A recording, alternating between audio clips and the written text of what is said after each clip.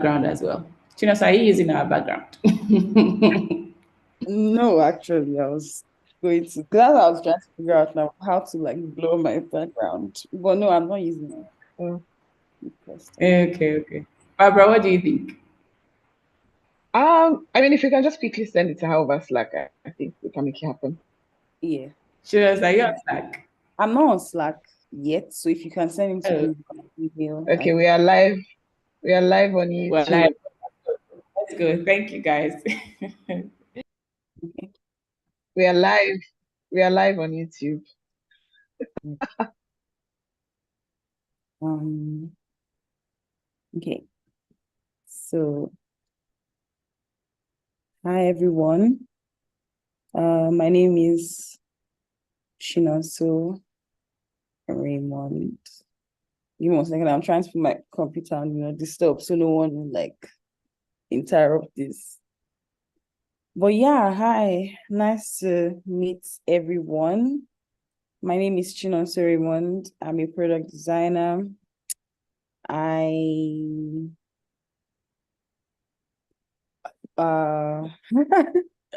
I'm a bit flustered, sorry. But yeah, my name is Chinonso Raymond. I'm a product designer. I've been working in the fintech space for about the last 4 years. Yeah, I have experience in mostly building like products that people get to use, like fintech products. I work at Paystack specifically.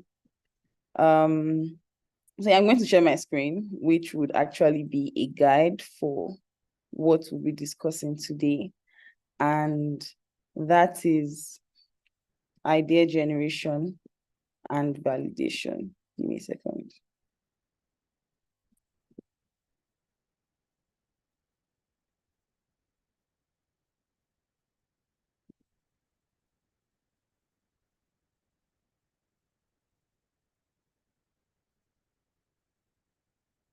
Okay. So yeah, we can actually just do that one more time. And I will start by introducing myself. My name is Chinonso Raymond. I'm a product designer, 20 something year product designer living in Lagos. Uh, I for the last few years I've been working in the fintech space, building products that can allow customers make payments, sell products, and similar stuff. Um, yeah, and uh, like I said, my name is Chinonso. For my icebreaker, what I would like to do when I retire. Honestly, I would just like to have as much space as possible to do any arty thing I may want to at that point. There are a lot of things that I find myself being interested in. So hopefully when I retire, I would be strong enough and rich enough to um focus on those like endeavors. If you can leave your answers like what your names are and what you would like to do when you retire in chats, that would be really great. Then we can get started. Um yeah. So idea generation and validation. The goal for this workshop, like in its entirety, is to equip you with the skills that are necessary to generate good ideas or like ideas that work when designing products that solve problems. And specifically, apart from wanting to live with the skills that would be necessary for you to design products successfully, I also want you to leave this session feeling excited about what you can achieve afterwards. Yeah. So for this workshop, what we plan to cover goes from like aligning on the problem up onto the point of iteration, like how all of that contributes into idea generation and validation, how that can help you as a designer come up with the best ideas, how you can test these ideas quickly as possible and know whether to build upon them or discard them, basically. So yeah, we can get started here. Give me 1 second. Let me share this.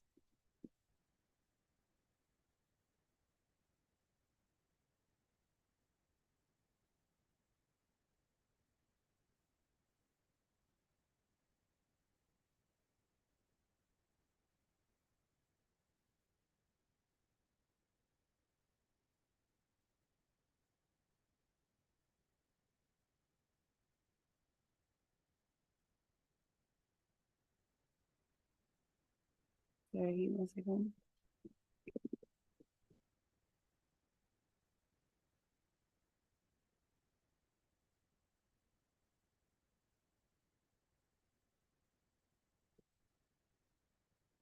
Okay, back.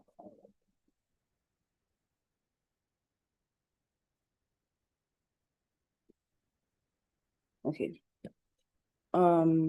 So now the first thing we'll touch on is alignments, and the importance of alignments when, well, I'll say like in the design process in its entirety, not just when generating ideas or validating them, is to come up with like goals and objectives for what the problem you're trying to solve, and also ensure that the team that is working on this problem is aligned on what exactly we're trying to achieve. And what this means is that once the team is aligned, we know what the goal is, what we're trying to achieve, what is required by each party to drive the needle. So take, for example, participants of this hackathon. To my understanding, some of us have already been put in groups, and we have a problem statement we are trying to solve, either under like the fintech or health track. The first thing to do once we decide what problem we want to solve and how we want, like the first thing we need to do as a team would be to come together, have like some kind of stakeholder meeting, like a kickoff meeting actually, to start this process where you just discuss ways that you can get to learn more about the problem, learn more about the user. And there are also like several ways that this can be done. Like one I mentioned was like brainstorming, and typically the outcome of this would be usually like a document that's like the ideal outcome of this would be a document that outlines all of these things that were discussed. So basically, the goal of the project, the objective, the problem statement itself actually articulated in like a very simple way. Because one thing that something I've experienced quite a number of times while like trying to design stuff is you get like a request to make this update, and then the request is not scoped very well. And when I say scoped very well, I mean it hasn't like been fully discussed. We haven't talked about the constraints that exist currently that make that issue like there to exist. We talk about like things that people should consider, like that would make customers have those issues. So once like the team is aligned, most times would come up with like a document where we, have all of these things listed. And yeah, after like getting like some kind of alignment in terms of what we're trying to solve, who's responsible for what things to solve, the next thing to do would be to clearly define the problem. And give me 1 second. Yeah. Okay. So think about design thinking as some kind of roadmap for you as a product designer. The whole idea of taking that extra step to define the problem is to get a deeper understanding of the user's needs and to identify like whatever business opportunity that may exist that we're trying to solve. And there's several techniques that you as a designer can use to get a deeper understanding of your customer, like story mapping or journey mapping. When we say story mapping, the whole idea of that is to kind of like envision an end-to-end experience of what the flow would be. And then journey mapping, try to like envision what the pain points that user may have. So these are just certain things that like we can do at the early stage of ideating to test ideas quickly before moving up to like developing them like conceptually. And like I said earlier, the outcome can be, ideal outcome should be a document that articulates the goals and problems, as well as like other parts of the process. Other parts of the process typically include doing a bit more discovery, which is like where we do research to even understand the user a bit more, and then define them by like writing a persona or user stories.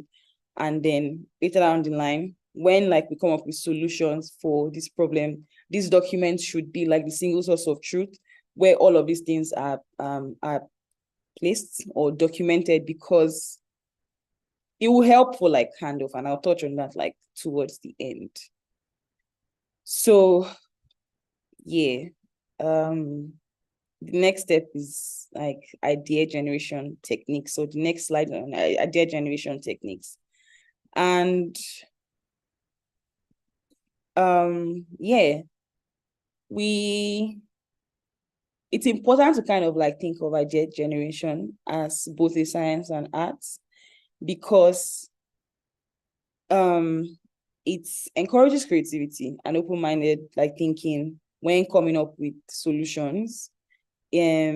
Whatever, like it's always worth like just trying out as much ideas as possible in the early stage, testing them out, failing quickly, and then moving on to the next idea, and then building up on that.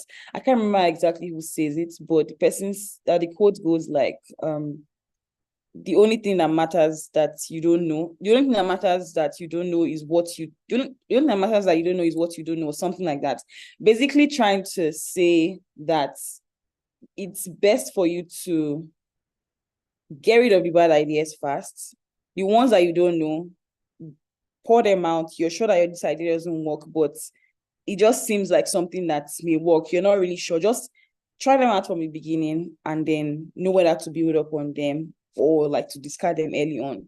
The whole idea is to just move as fast as possible and to ensure that we don't like waste too much resources, brain power, time in developing ideas or concepts that wouldn't scale or wouldn't like solve the problem later down the line. And one thing I would say would be to consider taking like a very user-focused approach when getting into this process. And why I say that is basically me trying to iterate or reiterate how important it is to keep the user in mind, or like in the center of everything we do, all decisions we make. At the end of the day, we have like a set of users or an audience who we are designing these products for. So we always want to keep in mind that their problems need to be solved. Like whatever it is, whatever solution we come up with, we need to be solving their problems. And there are several like techniques that can be used to come up with ideas. Most times when working like together in a team, the most ideal technique would be like by brainstorming. And what is that? Like everyone just coming together, or like designers in that team coming together and then just throwing out as many ideas as possible, trying to validate them on the spot. It could be as simple as a sketch. It doesn't have to be a prototype that anyone can click. Like it doesn't have to be interactive, basically. So there's brainstorming, there's mind mapping, and then there's something called Crazy Eight. Crazy Eight is another way of like brainstorming, but basically just like trying to develop 8 ideas as early as possible. And then once you're done brainstorming, so the brainstorming can also be like I said now, things I mentioned are mostly like paper, wireframes, paper sketches, but then you can also use tools like Whimsical that don't allow you design like to the full extent. Whimsical was designed to let you quickly test your ideas and then move on to the next stage. It's similar to what Fig Jam does, but yeah, Whimsical, Fig Jam, these are tools that you can actually use to just test ideas real quick, especially in virtual settings that most of us find ourselves in these days. And then once ideas have been selected, they will be moved to like a concept development phase. And that may sound a bit wordy, but it just basically means we will build upon the ideas that we've selected and tested, like from that first wireframing section to decide which one works, and then we build upon that. So it's important to like focus on narrowing down like design ideas to those that actually align with the user needs at that point. And most times, if we're forgetting the user needs, a very easy way to recenter yourself and remember what exactly we're trying to solve would be to go back to the documents where all of these things are defined. It just serves as a source of truth for everyone. This both from designer to engineering to even product management. Ideally, a PRD would contain all of these, but I've come to realize most times that it's usually like a collaborative effort between both the product manager and designer to keep documents up to date and like with all of the necessary information. Yes, so here I would show you an example of a crazy exercise that I did not too long ago, which is more necessary crazy. This is more like crazy because it's just for examples. But basically, I was brainstorming on ideas for how to add WhatsApp numbers to one of our features on like dashboard called virtual terminals. And yeah, like a few minutes, I just tried to like visualize how this would work before dedicating any time and efforts into designing anything in depth or prototyping. So just trying to like get out as many ideas as possible. Once I had the sketches down, I did share it with my the person I was working with at that moment. So truthfully, full disclosure here, I'm not going to lie and say that every single time I show like my paper sketches, I don't, which is why I said like there are other tools that you can use to share these ideas in a more controlled way, like Whimsical or Fig Jam. But there are times when like we just need to move really quick. And then if we're in person, for example, it's always very ideal to just like show you my sketch pad or my book and show you what I'm on. But yes, taking a picture and it's not always like the best. But yeah, if you can do that, that's always really nice. I personally, I really love paper and pen sketches. I just find that like it's easier for me to move quicker that way. So it's easier for me to like come up with ideas like while drawing like physically than digitally. It's kind of like a thing. But anyways, so yeah, this is an example of a crazy exercise. And I'm pretty sure this is something, a couple of us do currently, at least those of us who already know a little bit of product design. Is just a fancy term for it. So yeah, just try to generate as many ideas as possible in the beginning and narrow them down to the ones that like solve the user's needs. Okay, and then after narrowing down your ideas and moving them to the concept development phase, where we then like build them more, design like the flow end to end and more like various user stories. A way to share this with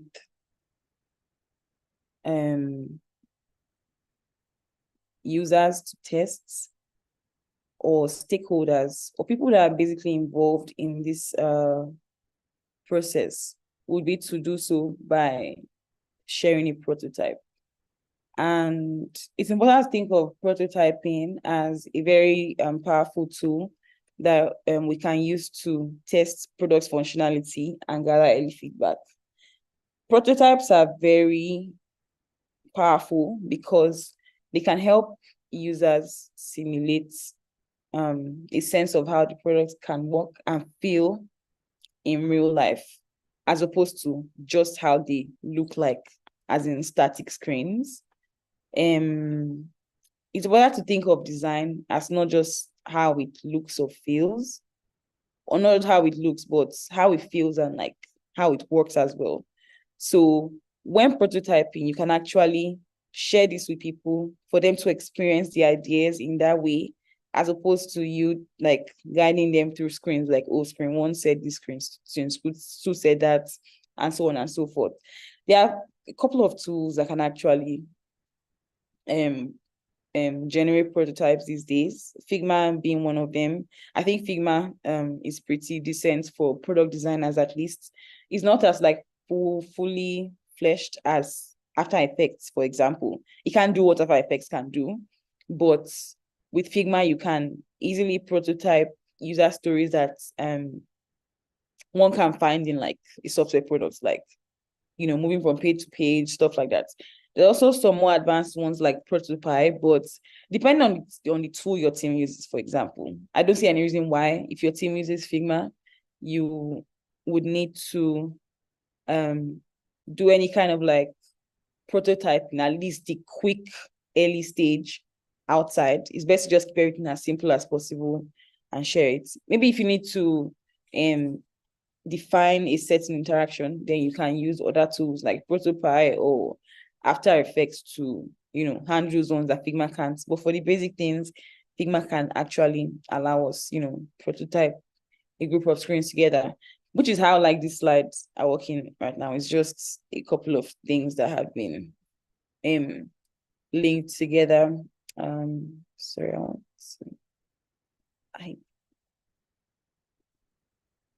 okay, guys. But yeah, so yeah.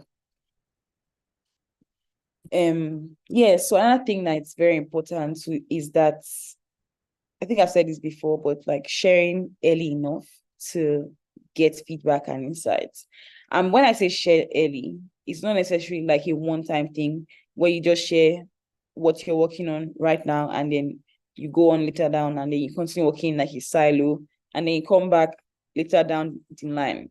So speaking from experience, that's something that I have, like a mistake I've made like in my career a lot more times than I'm proud to admit, to be honest, which is like I'm tasked to solve a problem and I get into the idea generation phase as opposed to sharing like early enough when I'm just trying to validate an idea. I take it far down the line and go on to develop like multiple user stories. And then at the point where I'm sharing it with my team, we realize that it doesn't really make sense and, you know, it doesn't really solve the problems. It's, you know, there's so many engineering dependencies that the design like didn't take into consideration. So it's very important to think of it like as a collaborative effort, especially as I know that we aren't working on things on our own, at least during this hackathon. We need to keep it in mind that we have to share, like keep an open feedback loop between you and your teammates. Just share and then get as much feedback as possible. Most times when designing and coming up with user stories for products or like to solve problems, most user stories are usually very straight to the point, very direct, like very directly linked to the problem the user has. But then sometimes once you share like the prototype, you get to like identify things like edge cases that you may have not considered earlier, or, you know, certain things. So it's very important to like test, like it's a loop. It's not just a one-stop thing and then you move on to the next step. That's one thing like that comes in this idea generation and validation, which is basically like a very important part of the design process. Is that a lot of things kind of like happen in cycles. Like you test right now, you go back to iterate, you come back, you test again, you go back, iterate. Like you end up doing that like a number of times up until, you know, after launch, before you then finally hand off as a designer, ideally. Yeah. So yeah, like I said just now, once you test your prototype, you get feedback and insights, and then you can use that to inform whatever design updates that you may need to make at that point. You iterate on the functionality and your user experience. The whole point, sorry, excuse me, is to always come up with a design that closer matches the user's needs. So if at the point of sharing my prototype, the design matched the user's needs up until 20%, the next iteration I should share after I've gotten feedback and insights from like my teammates or even external users. At this point, I wouldn't like test with external users typically, but if I do for whatever reason, I can use like this feedback to go back and then iterate again, come back with another prototype that should ideally match the user's needs or meet the user's needs to about, or at least way more than that 20% that we had earlier. So keep on building like that in like small steps up until we, fully solve the problem. There are also situations where, to be honest, things are not like that long and heavy that we have to research and, go back and test. And there's some improvements that just need to be made like on the spot.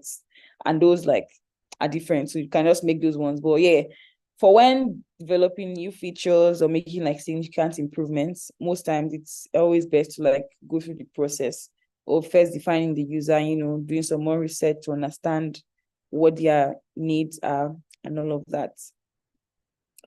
So yeah, once your wireframe or your prototype has been refined again, now would be a good time to kind of like test this with real users. And the way to do this can be by, conducting small scale releases or pilot programs to test like with your users. Meaning that like when launching a product, you can actually start by launching it to a small set of users first. Use it to measure engagement and satisfaction. Also kind of like stay in constant communication with like those users to identify their pain points, to see if this solution you've come up with works, or like where like there are possible areas of improvement. And kind of like go back again, once again, to iterate. Yes, we're going to do a lot of iterating in product design. It's never like just one and done. You're always going to go back and forth and back and forth. And it's just like, it could get frustrating sometimes, honestly, but there's like beauty in just knowing that it's not really about you. It's about coming up with an idea that actually works and, solves a problem. And yeah, so yeah, once you're done with like your pilot program or like a beta program and all of that, you can, measure engagement and whatnot. Here is also a very good opportunity to test like maybe ideas that the team isn't necessarily decided on. Like, for example, if we have two ideas on how to solve one particular problem, we can use these pilot programs to do some kind of like A/B testing to see which idea, is more valid. At this point, there could also be like some kind of business value evaluation that can be done to basically understand like the scalability of the products, if there are like potential chances for revenue. I don't assume that this is anything a product designer would handle on their own, at least not at this point. Like I said, it's a collaborative effort. Most times, a couple of teams will come together to build a feature, not just designers and engineers. You'd have a designer, you have engineers, you'd have like sometimes customer support operatives and different people that can, add in value to make the solution useful. So yeah, you can do all of that at this stage, carry out any kind of like business evaluation and know what possible areas can even, be improved here once again.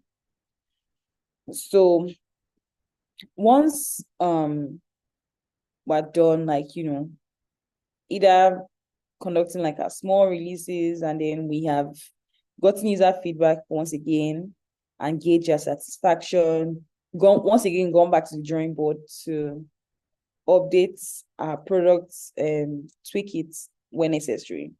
We can then release it to the general public. There are some times where there may not be changes. Like after, let's say you do a beta test or a beta program, and then you don't get feedback from your users.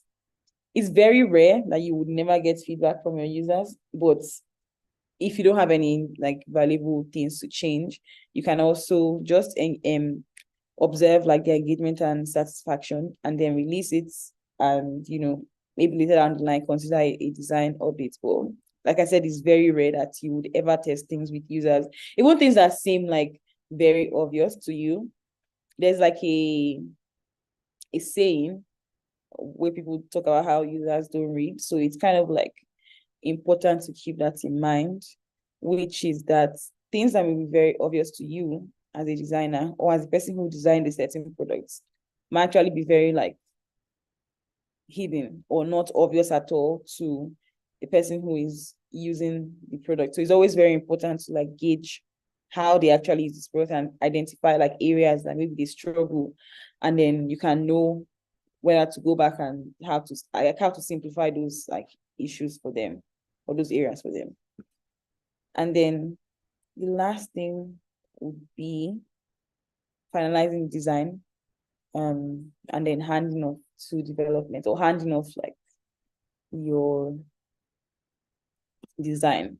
So like I said, feedback you get from real life users this time around, and not people who have been testing this product from you. Once again, incorporate feedback to now make your final design decision, like which will be the file you hand off. So most times, like again, there's like the final stop to a project.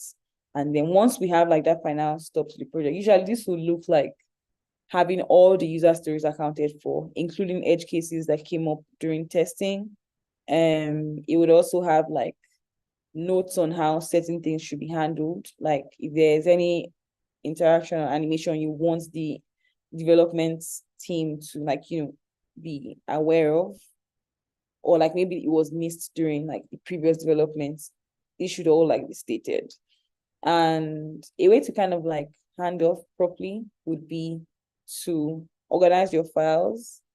Even if you don't go as granular as naming your layers, it's always good to like name your layers, because that even helps you if you want to export and maybe animate these screens later down the line.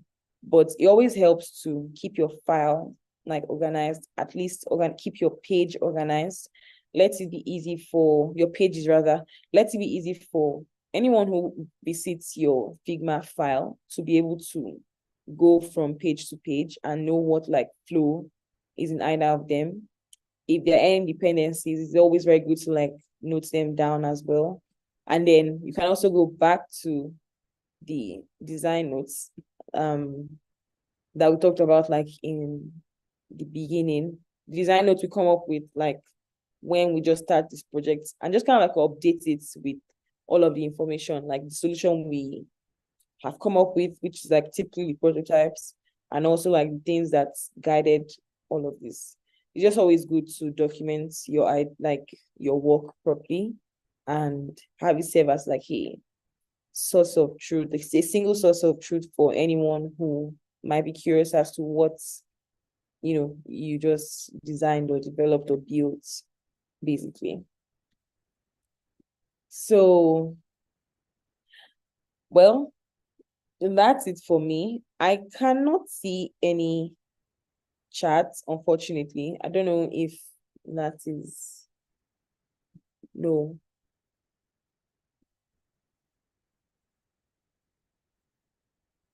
Can you hear me? Because I've been babbling nonstop and I just saw Barbara's message. Hi, Chinonso. Thank you so much. We can hear you. All right, great. Well, I can't see the chats though. So it's almost like I'm Okay, so we're live on YouTube. So we're connecting Zoom and YouTube. So the participants on YouTube can join Zoom. Oh, so that's why you can see. they can join soon. You are live on you're on Zoom, participants on YouTube. That's why you can't see the chat. Okay. Okay. All right. Okay. Thank you, Chinonso. So I think we'll just open the floor for questions.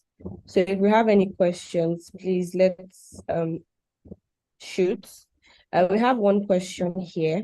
I'll just read it out since you're not able to see the chat. Can you hear me clearly? Yeah, I can hear you. All right. It says, what do you share with the users at the design phase, the design files or what? And how large is a good enough sample to get good results? What do I share with the user at the design phase? Yes. It really depends on where you are, to be honest, in the development phase when you choose to share with users. There have been times using Paystack Commerce, for example, now specifically, when we're trying to figure out how to design like the layouts of this product itself on the dashboard. We had a couple of sessions with real users where we had them play with the Figma prototype. So we had like very high-end, like high fidelity prototypes that had like that accounted for a few user stories, like creating a product, adding like setting the inventory, sharing the link, all of that. So we shared, like we got on a call, a live session, and we had them go through these prototypes. We observed, like we told them to be very vocal about not issues, but like their thoughts. So if they run into like any roadblock or issue, we asked them to like vocalize that. So there were certain points where we realized that people were having issues, specifically around like setting their background colors. So the outcome of that helped us like identify that particular gap that we didn't account for in designing. And your second question about like what is a good number, I think that's what you asked. And I think that will really depend on the size of the product you're trying to build. It's always good to talk to as many people as possible, to be honest. But there's also a point where you speak with too many people and then you start getting like repeated answers. And if it's like the same thing as law of diminishing returns, but basically like the answers start to be the same. So I try to keep it between, I'll say 3 to 5 merchants to test with them, or customers or users, test them at that point, and then try to like if I must share anything at the design stage, it's always between like 3 to 5 users that we typically would try to like get their early feedback on and see areas of improvement. I hope that answers your question. Okay. Ooh.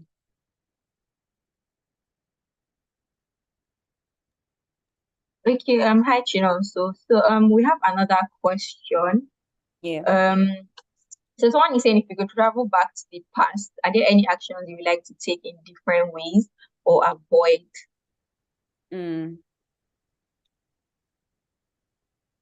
mean, we're human beings. I feel like that's like a huge part of the human experience. We all, wish and are always so wishful and hopeful of things that could have happened or should happen.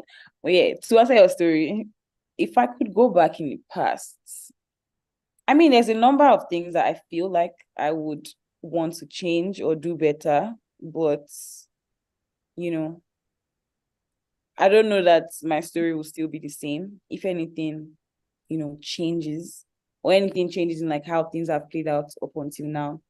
But one thing I'll say, career-wise, that I wish I did more of, at least earlier, is documenting, just having everything written down in one place, or just being very, okay, I'm going to rephrase that answer. So it's not necessarily documenting. I didn't articulate that properly. But yeah, it's basically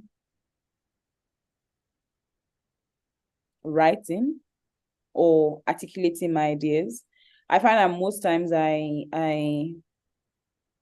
I tend to demonstrate or show like my ideas mostly like visually. So I would have like a prototype, or I'll record a Loom video and share with my teammates. I try to like avoid, putting things down in words because I don't really like writing a lot. So I could go back. That's one thing I think I would have done more of, because I think it's just one of those things where the more you do it, the more you get comfortable doing it, the easier it becomes for you. So yeah, I'll say maybe like just being more intentional about how I document my work is something I would probably have done better, or would do better if I could go back in time. Yeah, thank you so much for that very detailed answer, So, I mean, documentation and being more articulate is very, very important in every aspect or in every field. So we have another question that says, what's the best product strategy you have taken building products? The best product strategy. So I think it's just very important to like establish that there is no best product strategy. The best product strategy is truly the one that works for what you have in hand. And what I found that kind of keeps me grounded and makes it easy for me to go from, when this is just like a casual discussion up until when we have like a kickoff conversation to, actually set up a team or a council to handle this, would be just sticking to the process, to be honest. Most times when I deviate from like the process, or I try to start from like the middle of the process, I always end up, having not issues per se, but I always end up not having the smoothest process. So in terms of like strategy, I just try to stick to what works, to be honest. Stick to the process, which is my best strategy for product development. Yeah, so I think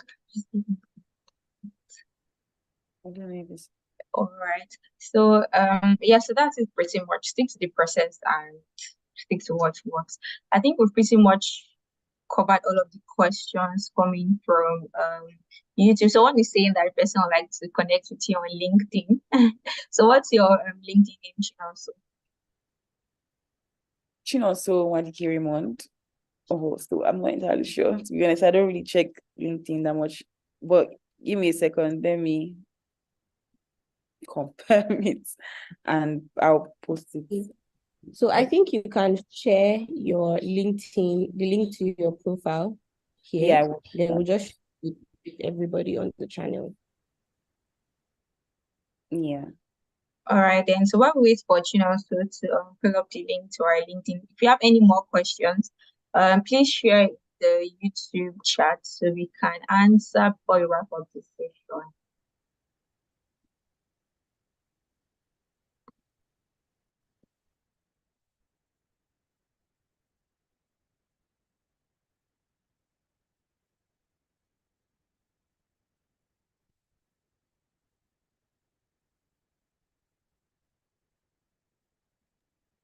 So are we saying we don't have any more questions?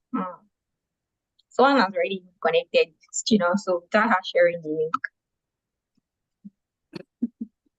link. Talk about people that are always at the forefront. That's amazing. So, okay, one question, so can you help suggest apps that help with documenting your findings and putting all your findings in one place? Yeah. I think the most basic one would be Google Docs. I think it's a free product, it's a free app. You can use it to just like easily write down, things that you find. You can also start by like having a template where you know what exactly you want to write. So for your document, you can have like the overview, which states the goals and objectives, all of that.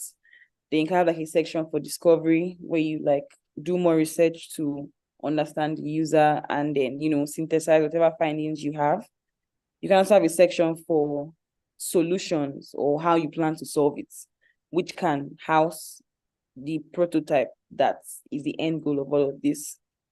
There could also be a section for like references where you just, put links that may inspire this design, or readings, or just anything that basically inspires this still on the document section for references. Yeah. So there's Google Docs. There's also Notion, which is like a bit more, I don't know what the word to use is, just a bit more fancy, a bit more customizable. Exactly. That's what Notion helps with. But in the grand scheme of things, they kind of do the same thing, which is like just serve as a house for putting your words down.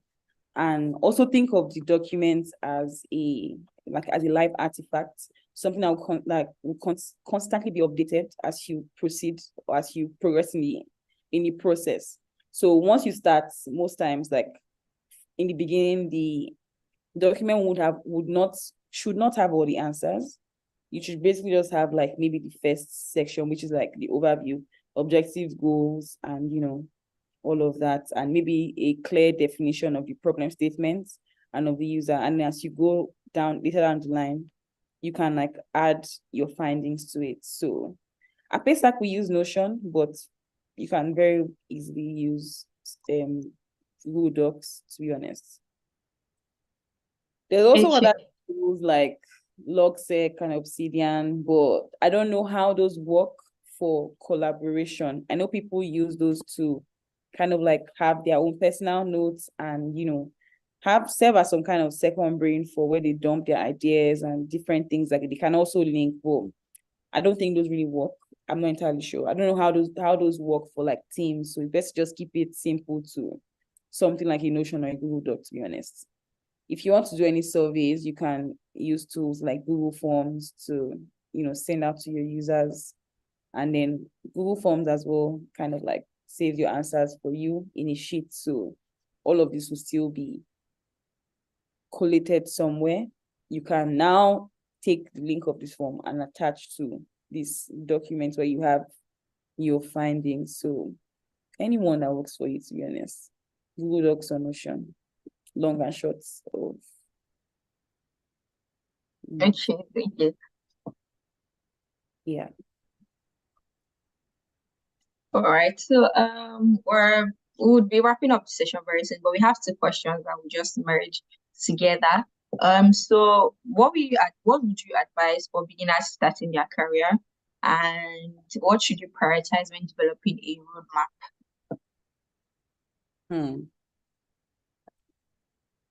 Give me a second. What would I advise to people starting their career? Hey.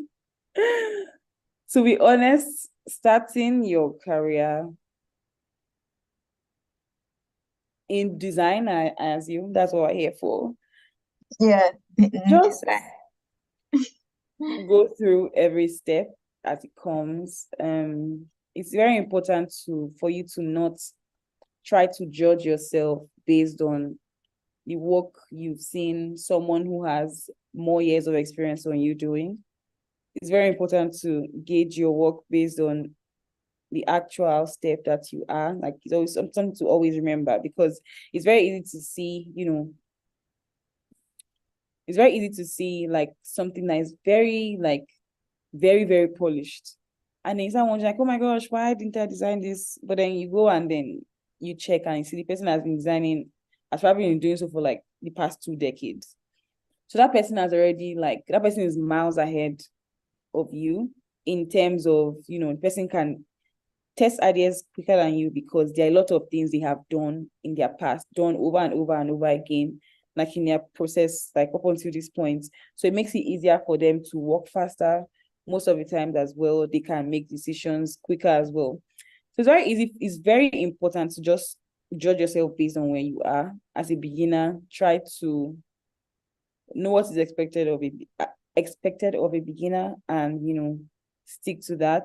As you progress in your career, you will start getting more responsible for making decisions, driving processes, and all of that. But as a beginner, it's important to just kind of like learn as much as possible, ask as many questions as possible, try to not be, shy or embarrassed or anything. Just ask as many questions as possible and try to work with your peers a lot. Do as much collaboration as you can.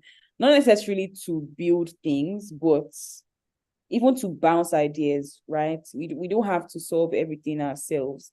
As a designer, yes, it's a task to like it's on us to kind of like have a solution for how this thing, like how to fix problems and how things will work. But at the end of the day, it doesn't mean that we have to do every single part of this ourselves. We can work like very closely with other people that can help, like in our cross-functional teams. Like most times that you come to realize, like one very common relationship in workplaces or like teams where people build products will be between product designers and product managers. And why is that so? Because these are two competencies that kind of in tandem like drive product discovery and things. So try to work closely with your teammates as much as possible. Collaboration is very important.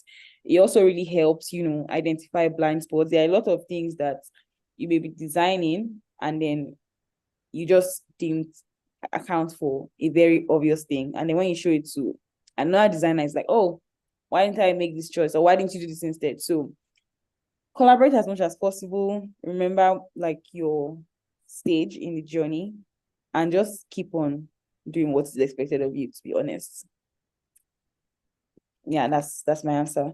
And then the second question was on roadmap. I think I may need that question to be expanded on a little bit because I'm not really sure what was being asked. Something about developing a roadmap also.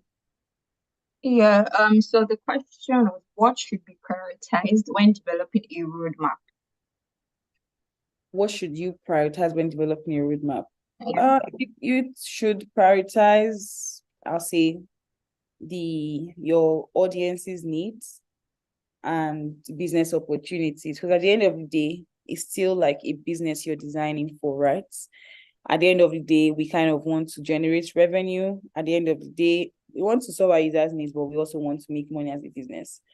So depending on where you are as a team and what you're trying to achieve, I'm being a bit vague because I don't want to give like real examples. Some of these case studies have not been released yet. So hopefully when they are, like, there might be more in-depth information on them. But gauge where you are as a team and gauge what is important for your customer, gauge what business opportunity is the quickest for you to, achieve at that point. So it doesn't also have to be like, it's always good to have like a mix of long-term and short-term goals, kind of like in a roadmap. Short-term goals, think of them as like quick wins, things that we can easily just release like in very short periods of time, just small updates here and there. These things tend to like, boost the team morale, while like some like general or big features are also like being developed or designed. So it really depends on what the team is trying to achieve. It varies from like industry to industry, company to company, market to market, to be honest. To gauge your audience and their immediate needs, gauge business opportunities that that you may have, excuse me, as a business, and also like gauge the, I say, competency of your team, because it's also very important to like realistically determine what your team can do versus what you would want them to do. So that can also like influence how products are broken down into a roadmap and all of that. All right, thank you. Thank you so much, Chinonso, for this very, very insightful session. I mean, I really learned a lot, and I believe the hackathon participants as well have learned one or two things from this workshop. We also believe that this is something that they can also positively implement into their career journey. So thank you so much. We can all say thank you to Chinonso in the YouTube chat. You know that you've really learned a lot from this session. So thank you once again, Chinonso. And this brings us to the end of this workshop session. Thank you everyone for joining as well. We hope that this workshop was a very good use of your time. Yes, so please let's enjoy the rest of our day. Have an amazing day and enjoy the rest of the hackathon experience. Bye, everyone.